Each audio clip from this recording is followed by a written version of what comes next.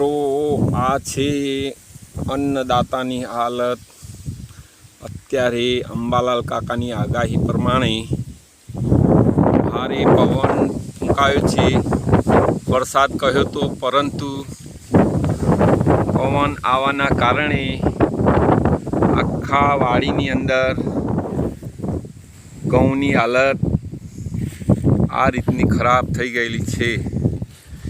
જેનો સપનો હતો કે અન્નદાતાને સારો પાક થશે, આવનારા સમયમાં કોઈનો દેવો કર્યો હશે ભરાશે, પરંતુ કુદરત અગારી લાચાર છે ખેડૂત. અત્યારે એકદમ પવન ભારે ફૂંકાવાના કારણે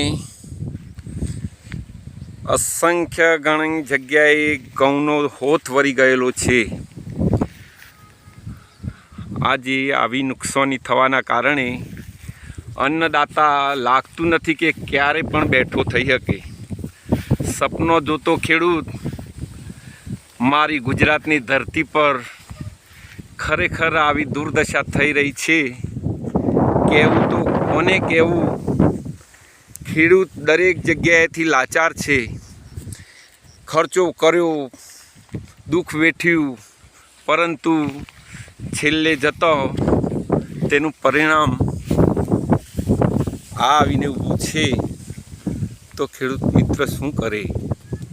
લાચારી કોને બતાવે અને ખેડૂતની લાચારી કોણ સમજે? અમને તો લાગતું નથી કે અમારી લાચારી કોઈ સમજે, પરંતુ મજબૂર છીએ, શું કરીએ? ભગવાનના ભરોસે જીવવું પડે છે. સરકાર આ બાબતે કંઈ વિચારે તો ખેડૂત આલમમાં થોડો સંતોષ થાય, કારણ કે મૂઢામાં આવેલા કોરિયા છીનવાઈ ગયા છે. આ હાલત ખેડૂતની છે.